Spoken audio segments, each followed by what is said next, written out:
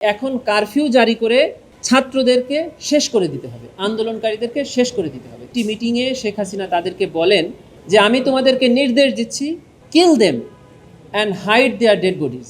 আমি lethal weapon ব্যবহারের নির্দেশনা দিয়েছি, এখন যেখানে পাবে সোজা গুলি করবে। আরাফাত এবং ওবায়দুল কাদের সাহেবের এই কথোপকথন থেকে পরিষ্কারভাবে বোঝা যায় জুলাই গণঅভ্যুত্থানের সময় বাংলাদেশের সকল মিডিয়া তারা তাদের নিজেদের স্বাধীনভাবে খবর প্রচার করতে পারেনি।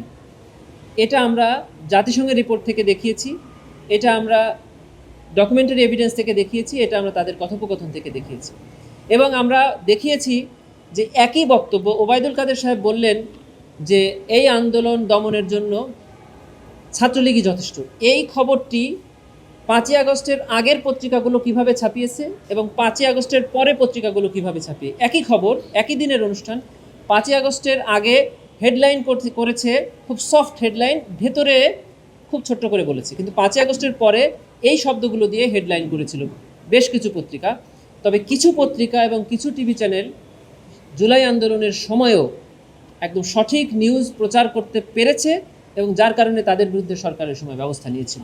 এই ওবায়দুল কাদের সাহেবের মামলায় আমরা দেখিয়েছি যে ওবায়দুল কাদের সাহেবের বক্তব্য ছিল যে কারফিউ জারি করা হলো এবং এটা অবশ্যই কারফিউ এবং এখানে শুট অ্যাট সাইট আছে, অর্থাৎ দেখামাত্র গুলির নির্দেশনা আছে।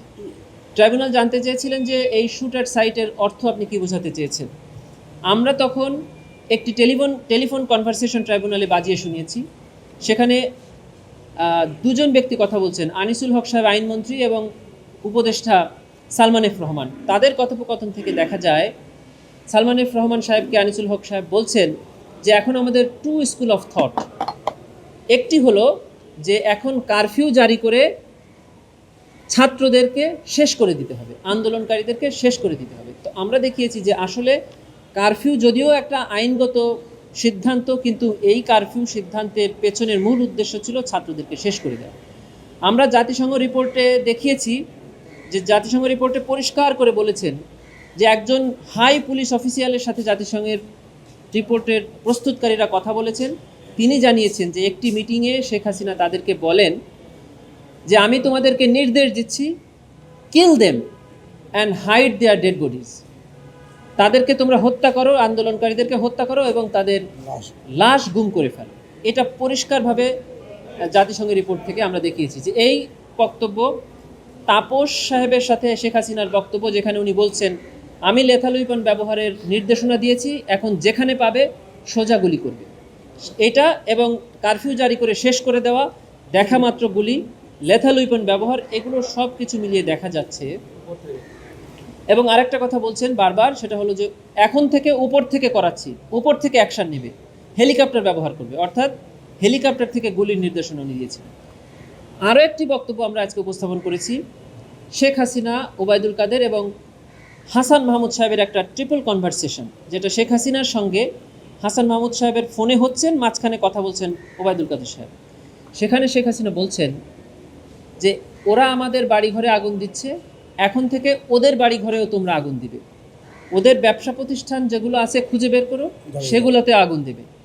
এখন তোমাদের একটাই কাজ, বসে থাকবে আর আগুন দিবে, বসে থাকবে আর আগুন দিবে। একটা দেশের প্রধানমন্ত্রী তার অধীনস্থ রাজনৈতিক কর্মীদেরকে যদি এই ধরনের নির্দেশনা দেন, তাহলে কি হয় সেটা আমরা দেখতে পেয়েছি এই টোটাল জুলাই আন্দোলন। অডিওটা আজকে বাজানো হয়েছে এবং এই স্ক্রিপ্টটা আজকে পড়ে শোনানো হয়েছে ট্রাইব্যুনালে।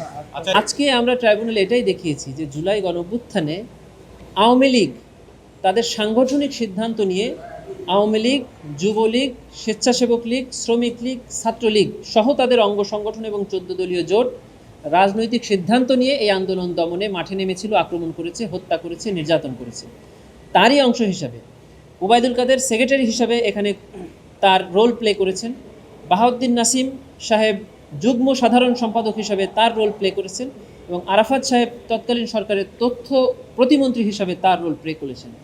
আমরা দেখিয়েছি যে কে কোন বক্তব্য দিয়ে এই আন্দোলনে ইনসিস্ট করেছেন, ফ্যাসিলিটেট করেছেন, হত্যাকাণ্ডে সহায়তা করেছেন। এগুলো তারা যেখানে যে বক্তব্যগুলো দিয়েছে, সেই বক্তব্যের মধ্যে যেগুলো উস্কানিমূলক, যেগুলো অফেন্সিভ, সেই বক্তব্যগুলোর ডকুমেন্টারি এভিডেন্স আমরা ট্রাইব্যুনালে উপস্থাপন করে আর্গুমেন্ট।